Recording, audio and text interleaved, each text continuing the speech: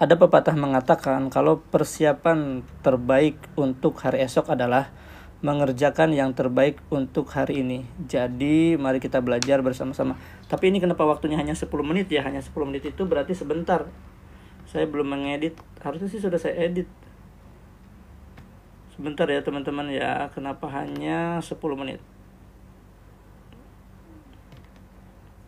Nanti bakalan cepet.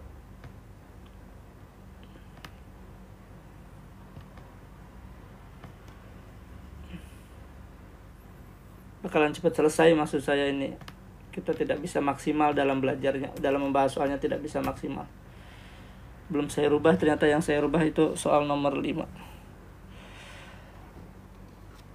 Sebentar ya, saya ulang dulu ya teman-teman, karena ini belum saya rubah waktunya.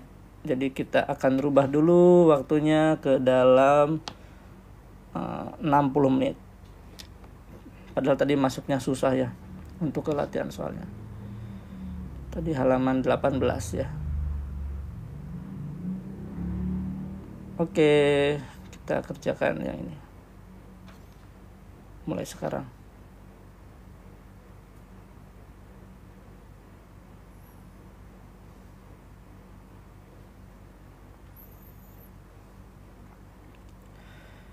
Yuk kita kerjakan bersama-sama untuk persiapan belajar bulan Desember, ujian bulan Desember ya. Seorang laki-laki 22 tahun dibawa ke rumah sakit dengan keluhan demam sejak 3 hari yang lalu.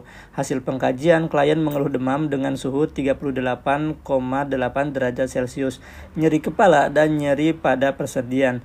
Klien akan dilakukan pemeriksaan terampli tes ini ya. Saat ini perawat sedang mengukur tekanan darah pasien dengan hasil 110/80 mmHg. Apakah langkah selanjutnya yang dilakukan oleh perawat?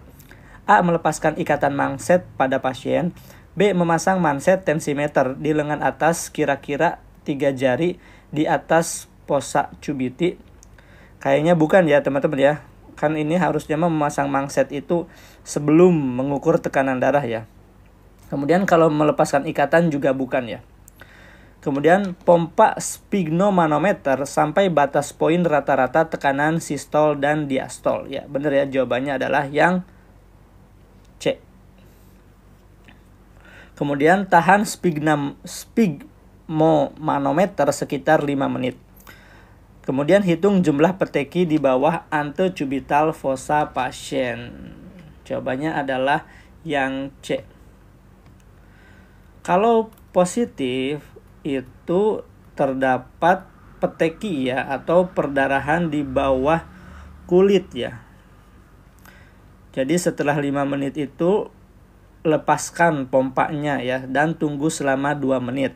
Jadi ya setelah 5 menit ini dilepaskan pompanya, tunggu 2 menit. Kemudian hitung jumlah petekinya ya di bawah antecubiti fossa pasien. Jadi hasil positif didapatkan jika terdapat 10 atau lebih peteki yang berdiameter lingkaran 5 cm. Jadi dalam berdiameter 5 cm itu terdapat 10 peteki. Peteki itu adalah perdarahan di bawah kulit.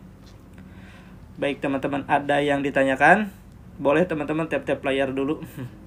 Jangan ragu-ragu untuk menjawab, tidak apa-apa, salah juga, kita diskusi di sini ya. Baik, kita ke soal berikutnya. Berdasarkan hasil pengkajian di sebuah desa, didapatkan data bahwa 35% penduduk merupakan lansia. Lansia banyak mengeluh pada kepala dan tengkuk, sulit tidur, kaki dan tangan sering kesemutan. Perawat lalu melakukan screening kesehatan pada lansia. Apakah jenis tindakan yang sedang dilakukan perawat saat ini?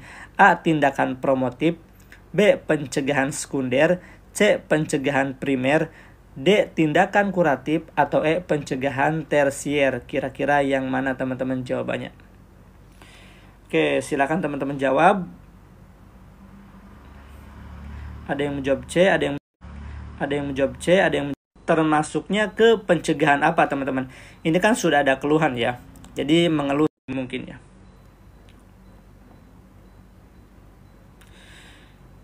Ya, pencegahan sekunder karena sudah terjadi keluhan. Oke. Mari kita bahas bersama-sama ya, apa itu pencegahan primer, apa itu pencegahan sekunder, dan apa itu pencegahan tersier ya.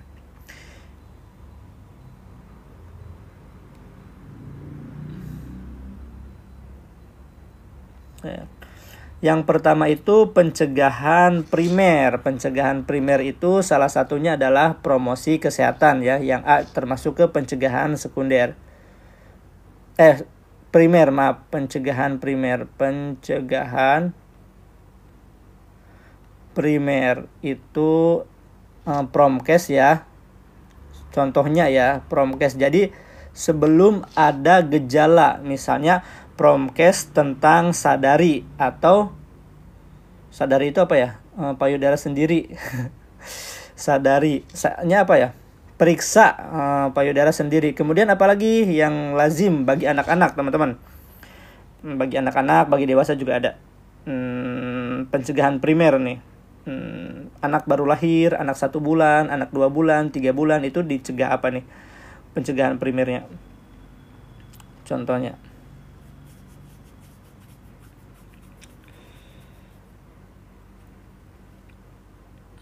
Iya, bener ya, imunisasi atau vaksin. Imunisasi. Oke, kemudian kalau pencegahan sekunder itu kalau sudah ada gejala. Pencegahan, harusnya saya tidak perlu menulis pencegahannya ya. Sekunder itu kalau sudah ada gejala. Oke, sudah ada gejala. Oke, untuk mencegah komplikasi.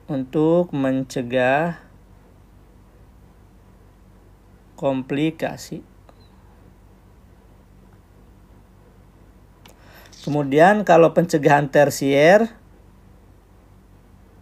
itu adalah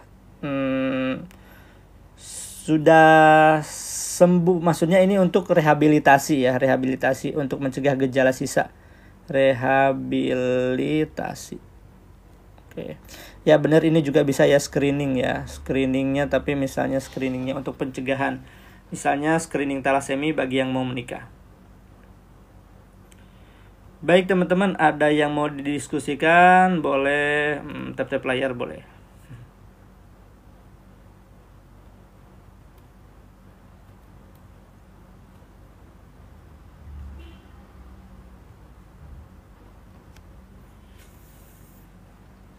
Baik, kita ke soal berikutnya. Soal nomor 3. Oke, ketutupin. Oke.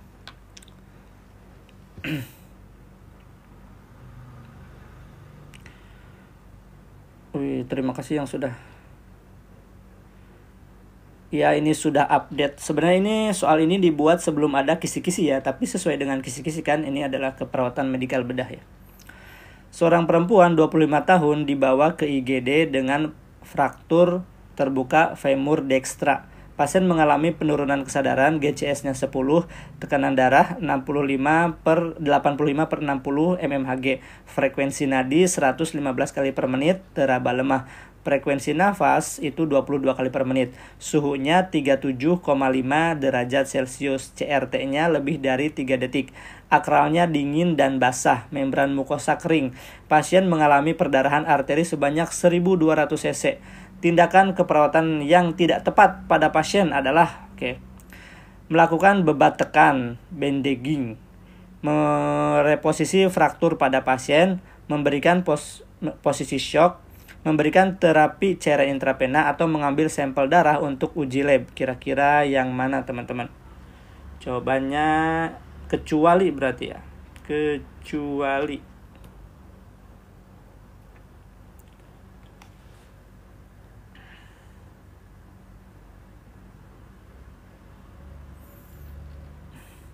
Ini TO di ASN Studio ya teman-teman ya. Boleh bagi yang mau. Ini latihan soal ya, TO-nya juga ada. Boleh ya, bagi yang mau bisa hubungi di DM juga boleh.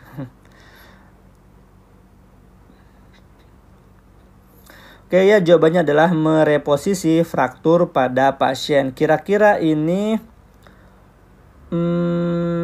diagnosa keperawatannya apa teman-teman? Ini sudah shock ya. Soalnya udah ada akral dingin dan basah. Bisa juga hipovolemia juga bisa ya. Karena tidak boleh kita melakukan reposisi pada fraktur pada pasien. Kenapa? Bisa menambah cedera ya. Kecuali kalau balut bidai itu boleh. Gak bisa, ini harganya sudah satu paket. Baik, kita ke soal berikutnya. Oke. Seorang perempuan datang ke puskesmas dengan keluhan mual muntah lebih dari 5 kali setiap hari dan nafsu makan menurun. Klien hamil dengan usia kehamilan 2 minggu. Klien juga tampak lemah dan membran mukosa pucat. Terjadi penurunan berat badan 5 kg dari berat badan semula 55 kg. Apakah masalah keperawatan yang dialami pasien saat ini? A. Nausea. B. Risiko defisit nutrisi. C. Hipovolemia. D. Ketidakseimbangan cairan. Atau E. Defisit nutrisi. Oke, kira-kira yang mana teman-teman? Oke, di sini ada berat badannya sudah berkurang ya teman-teman. Menurun 5 kilo. Harusnya kalau ibu hamil itu normalnya itu naiknya berat badannya itu 1 kg dalam 1 bulan. Nah ini kan udah 12 minggu itu 3 bulan harusnya naik 3 kilo ya.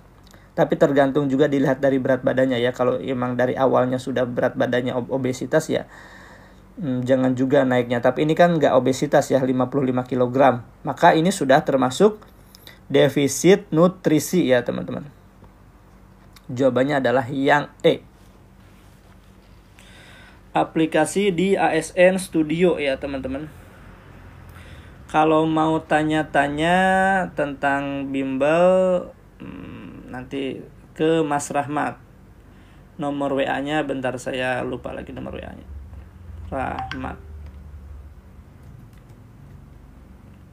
Rahmat Zulfikar. Saya hapus dulu ya. Silakan teman-teman kerjakan soal berikutnya ya sambil saya coret-coret di sini.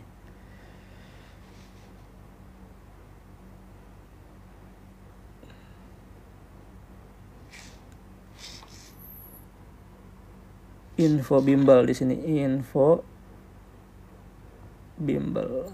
Biar pas respon ya. Ke WA saja.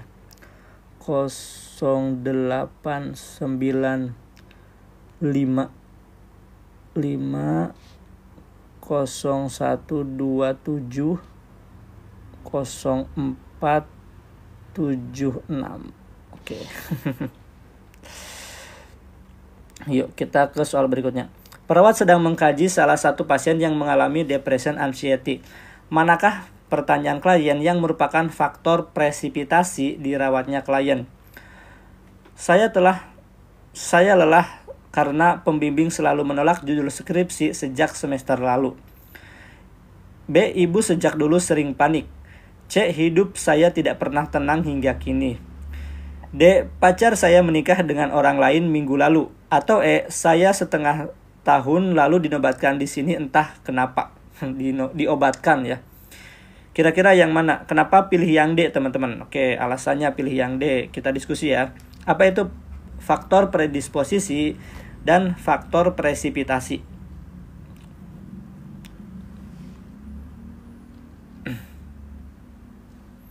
Info bimbelnya kurang geser ya. Info bimbel Rahaya. Oke. Cara daftar bimbelnya hubungi saja Mas Rahmat deh yang di sini. Sebenarnya bisa langsung sih, linknya ada di profil ya.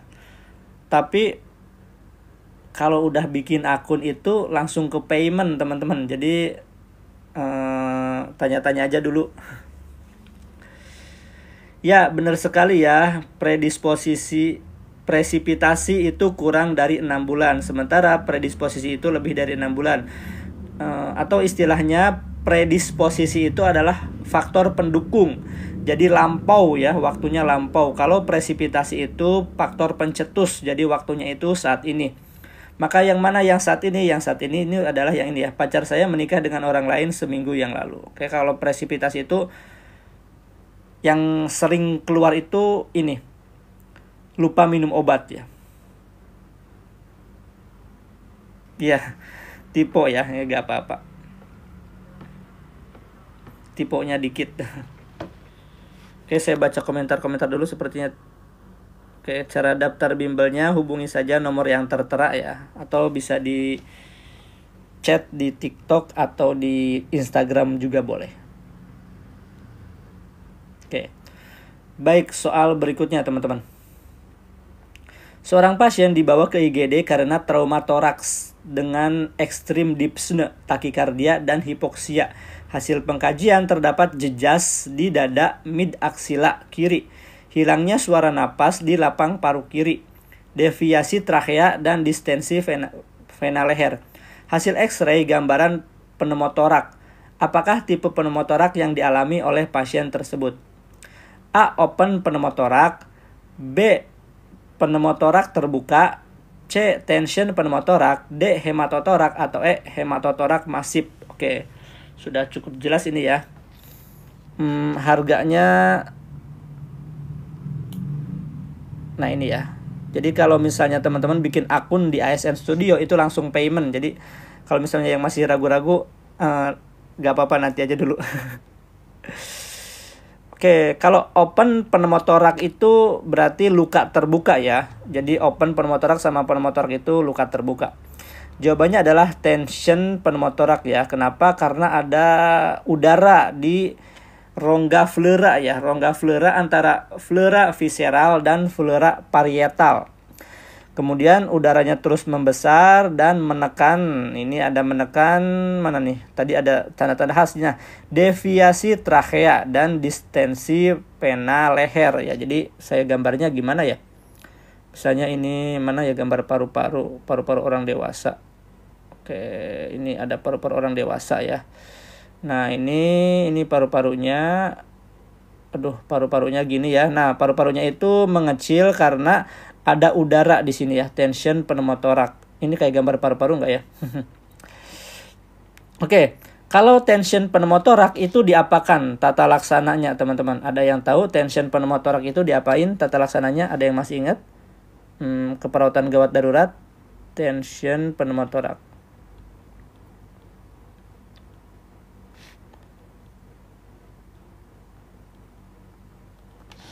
Diapakan? Ada tension pneumotorak, ada open pneumotorak kan? Pneumotorak.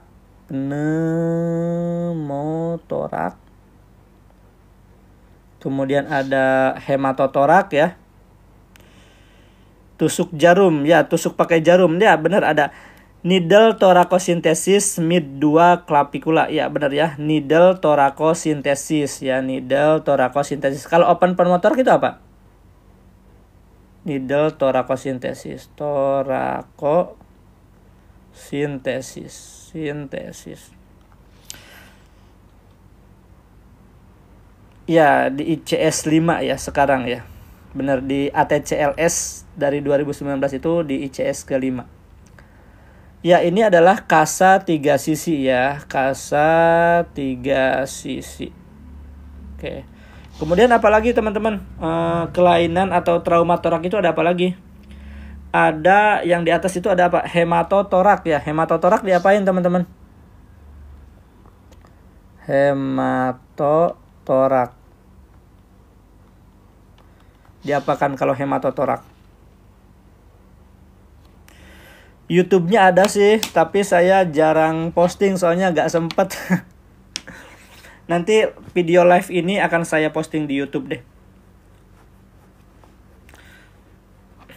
Oke. Iya, WSD, bener ya, WSD ya. Ini berarti di rumah sakit dilakukan oleh tenaga medis WSD. Oke, kemudian apa lagi? Flail chest ya, ada flail chest. Jadi ada tulangnya itu patah. Flail chest itu apa? Flail chest itu dikasih apa? Flail chest. Bebat.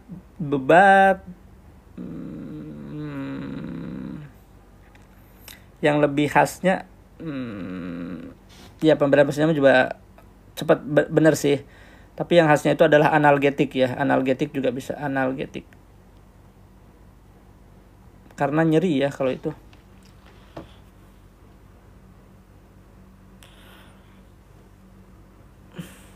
Oke. Kemudian ada apa lagi teman-teman traumatoraks itu? Ada berapa ya traumatoraks itu? Saya juga sambil mengingat-ingat. Oh ya, kalau tamponade jantung. Oke, terima kasih Kak Ana yang sudah promosi. Iya, banyak soal ya. Hari ini juga mudah-mudahan diupdate. Dan soalnya juga emang dari awal sudah sesuai kisi-kisi. Kenapa? Karena soal-soalnya itu saya sumbernya dari Sinersi. Analgetik, kemudian ya perikardiosintesis ya, tamponade jantung. Oke. Ya, tamponade jantung. Tamponade jantung itu ada perdarahan di lapisan perikardium, jadi dilakukanlah perikardiosintesis. Oke, apalagi teman-teman traumatoraks? Ada 1, 2, 3, 4, 5. Kayaknya ada satu lagi ya, ada yang ketinggalan nggak ya traumatoraks? Hematotoraks, open pneumotoraks, flared chest, tension pneumotoraks, tamponade jantung. Udah ya, cukup ya? Lupa ingat nih. Tryout-nya ada tryout-nya. Sudah ya, sudah cukup ya. Oke. Baik, kita lanjut ke soal berikutnya. Kalau di kisi-kisi D3 sama nurse itu bedanya dikit ya. Sudah tahu teman-teman kisi-kisinya, kisi-kisi SKB?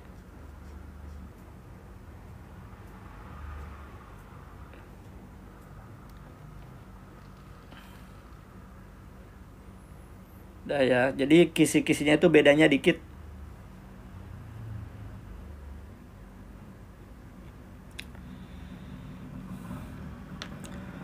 Oke, soal berikutnya. Apa nih?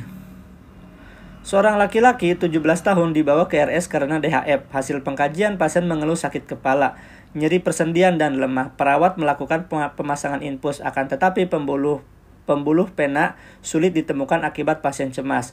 Perawat menganjurkan pasien untuk rileks dan memilih vena yang akan diinsersi. Apakah tindakan yang tepat dilakukan oleh perawat? Oke. A. Fiksasi pangkal IV kateter dengan plester secara menyilang. B. Tusuk pada vena dengan posisi jarum mengarah ke atas. C. Pasang handscoon steril. D. Bendung dengan tourniquet 10-12 cm di atas area penusukan. Atau E. Cuci tangan. Oke, ini berarti kita harus tahu SOP dari pemasangan infus. Oke, kira-kira bagaimana nih teman-teman jawabannya?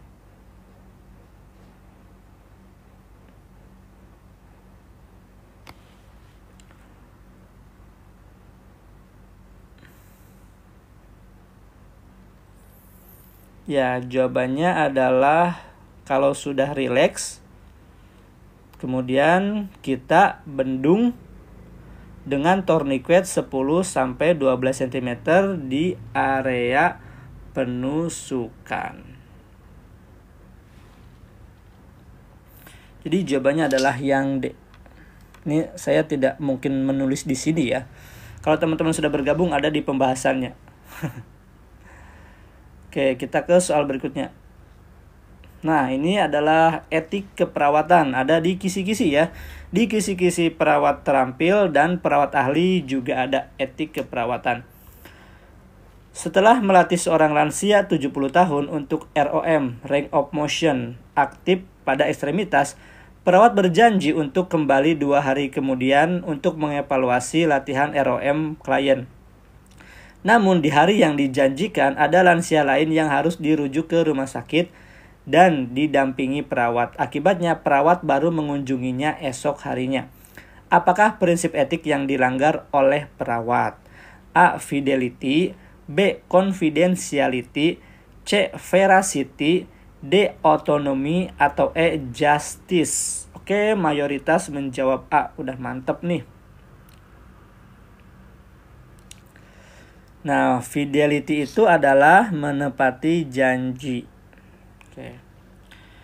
Kalau confidentiality itu apa, teman-teman? Confidentiality.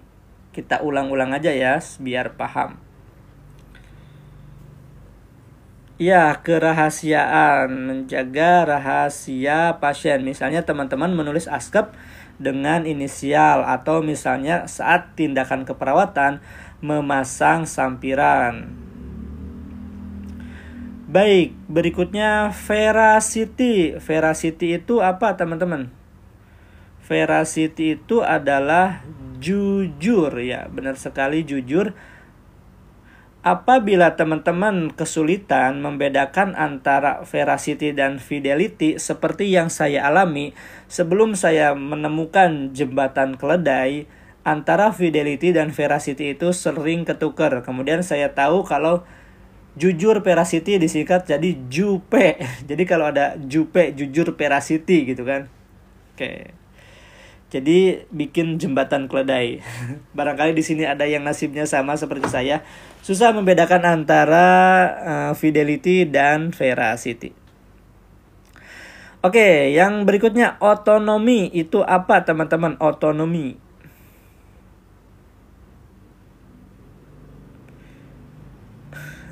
Vera orang yang jujur. Oh, bolehlah Vera orang yang jujur.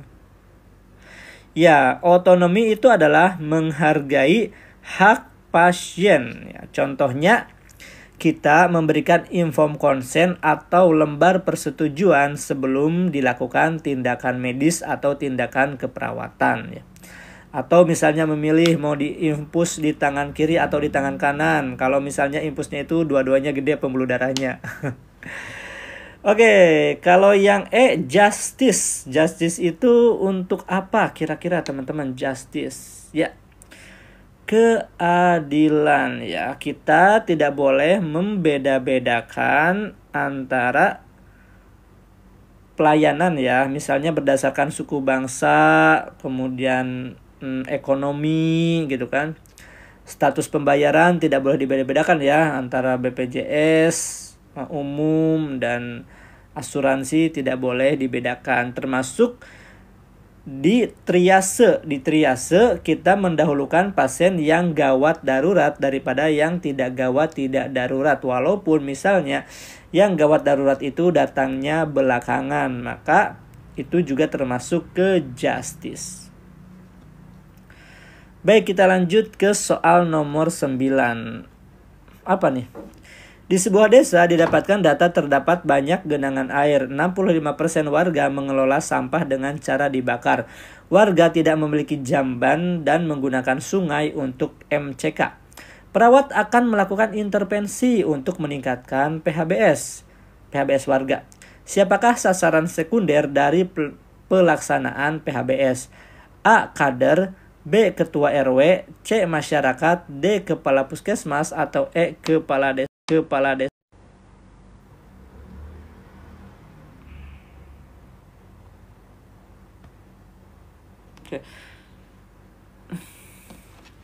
Ya. Jawabannya adalah ini apa nih? Sasaran sekunder, ya. Sasaran sekunder itu berarti orang-orang yang mempunyai pengaruh pada sasaran primer, ya, dalam mengambil keputusan pelaksanaan PHBS, yaitu jawabannya adalah yang A, kader. Oke. Kalau misalnya sasaran primer, ya, sasaran primernya itu adalah warga masyarakat itu sendiri, dan yang paling berpengaruh di sini adalah kader, ya, kader kesehatan. Oke. Temannya kader itu siapa, teman-teman? Temannya kader. Kalau generasi seangkatan saya, lahir 90-an, tahu ya, kalau teman kader itu Doyok, ya. Suka dulu filmnya ada Doyok. Temennya kader. Oh ya, bimbelnya mulai tanggal 25 ya. 5 ya. Jadi buat teman.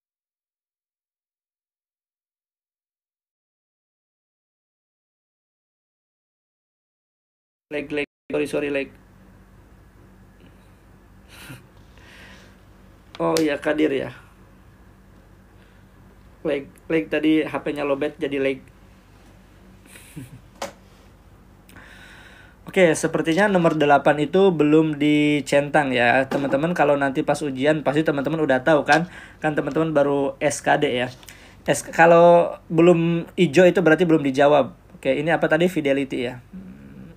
Karena ada kasus jadi lupa menjawab pertanyaan ya. Oke. Kalau P3K ada juga ada sendiri, bimbel P3K ada sendiri dipisah dengan SKB CPNS ya. Bimbel P3K hari Senin sudah mulai. Live-nya saya usahakan setiap hari ya sekitar jam seginilah, jam 8, jam 9-an. Baik, kita ke soal terakhir di sesi ini. Kapan dimulainya? Tanggal 25. Ya digabung ya antara perawat ahli dan perawat terampil itu digabung. Tapi nanti perawat ahli itu ada sesi tersendiri untuk belajar khusus. Kenapa? Karena kisi-kisi perawat terampil itu ada di kisi-kisi perawat ahli, tapi ada kisi-kisi di perawat ahli yang tidak ada di perawat terampil. Contohnya itu tentang manajemen, kemudian pendidikan dan penelitian, dan ada satu lagi apa gitu lupa saya.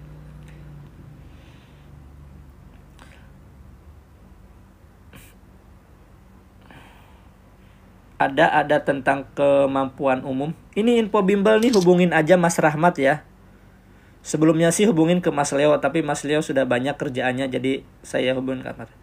Ada umumkan tentang etik keperawatan, kemudian tentang peka budaya gitu kan. Oke, yuk kita bahas soal. Kak, maaf tadi tamponade jantung tindakannya apa? Oke, kira-kira ada yang bisa bantu teman-teman, kita sharing ya, tindakan tamponade jantung itu apa? Karena kalau kita punya ilmu tuh dibagi ya, karena kalau kita membagikan ilmu itu akan bertambah. Kalau saat ujian jangan. Oke. Seorang anak 5 tahun dirawat dengan poskraniotomi hari keempat. Ketika melakukan perawatan luka, perawat tidak sengaja menjatuhkan kasa ke lantai. Karena dirasa tidak kotor, kasa tersebut tetap digunakan untuk menutupi luka pasien. Apakah prinsip etik yang dilanggar oleh perawat? A. Veracity, B. Beneficent, C. Fidelity, D. Confidentiality, atau E. Non-maleficent. Kira-kira yang mana teman-teman? Sudah jelas ya, ini adalah non-maleficent, atau harusnya kita melakukan tindakan itu yang tidak merugikan pasien. Sementara ini kita melakukan tindakan yang merugikan pasien dikarenakan ini sudah terkontaminasi oleh kuman-kuman yang ada di lantai. Jadi jawabannya adalah yang E.